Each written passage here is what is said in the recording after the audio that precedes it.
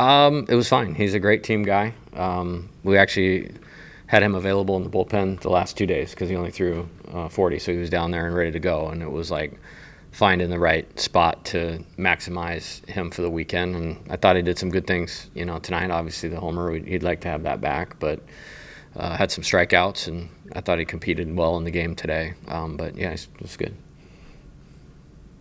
Could he start next Sunday, or is that too far? I haven't really looked at next weekend yet, and from opponent matchup, all those types of things closely at all. So, this week was all about this week, and to get us playing better.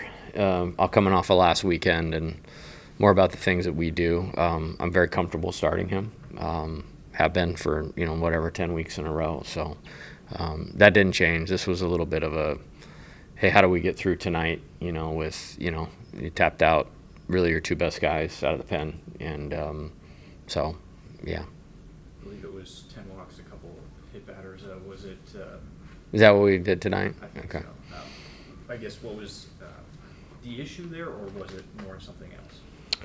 Well, put a couple of them on the coach. We intentionally walked one guy, and then maybe there was one more that was an intentional walk.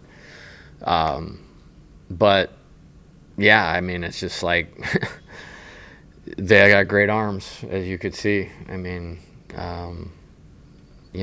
Maverick was like firing it up there pretty good. So was Chase. So was William. So was Newt.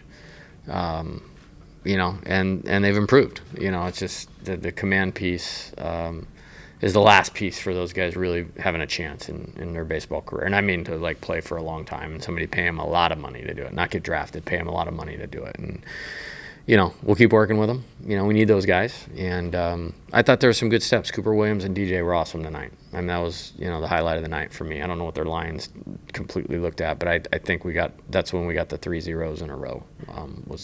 They were part of 2 of those innings. The bullpen it was a lot of tough innings, but in the end they kept you guys in it though. So I thought we would have to win the game 10-7 tonight. Like that. Like I went into that Oklahoma Frozen Bowl or whatever we played in and said four runs was going to be enough to win that day, and we won 3-2. Tonight I felt like we needed to win the game 10-7. It's hot. Wind was blowing straight out, to left center. Knowing we were going to have to navigate around, some of their better guys. And credit to them. Like LeBron may not have had his best weekend, but he's a great player. Where he's at all times. Snell's as good a hitter as I've seen in the league this year. I really mean that. And that's with respect for everybody we've played to this point. And Bonamolo, I don't want to say his name wrong. I'm not at all trying to do that disrespectfully. He had a really good weekend. Even when we got him out, it was hard. It was really hard. And, I hit a good pitch out today. I think that was tough because I don't necessarily believe that was necessarily a bad pitch. He had a good weekend. So it's tough kind of navigating, those guys. And then, Fowler can hurt you. Hodo can hurt you. So it's a good lineup. And, it made it hard. So we did the best we could with it today. And then with the lineup, it seems like you guys had a decent start with getting guys on base and play, and things really slowed down. Yeah, I think it was still 0-0. Yeah, it was 0-0. We got first and second with 1 out. And Chris coming up, and he took a good at bat. He fouled a bunch of pitches off, and Zane could break a ball. He was a projected first rounder going into the year. I don't know if that's still the case or not. They gave him 2 extra days off this week, and he pitched pretty good, and he did a good job with traffic. And we didn't get a good at bat there when we needed it. And it was tough in the first inning. Derek hit the ball 103 miles an hour, but Danny does exactly what he needed to do to be successful there. Derek does what he does, and he's working a good count, 3-1, and hit a ball, really hard right at Justin and LeBron. And if that thing squirts through, this place gets going, maybe they press a little bit, and it's a different ball game, but that's life in the league. And so you have to bring it every single day, all the time. And that's a mindset challenge for us and our team and our players. And Alabama was a little better today. What are your takeaways from this weekend after last weekend? I thought it was a good week. Good win on Tuesday. Good win Thursday, comeback fashion. Good win Friday, close game fashion. Those are important with what's ahead of us, to the team to know that they can do that. And then, our opponent played a better ball game than we did today. So I think they need a day off. We worked really hard this week outside of just playing the games that we played. We worked really hard. Not that we don't always, but it was very intentful, a little more volume on them.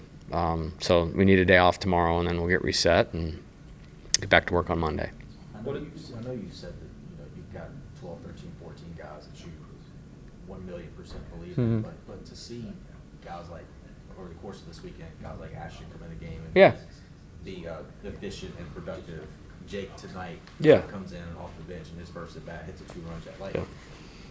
Having guys that you have that level of confidence in to come off the bench and immediately produce going forward. Yeah, it helps.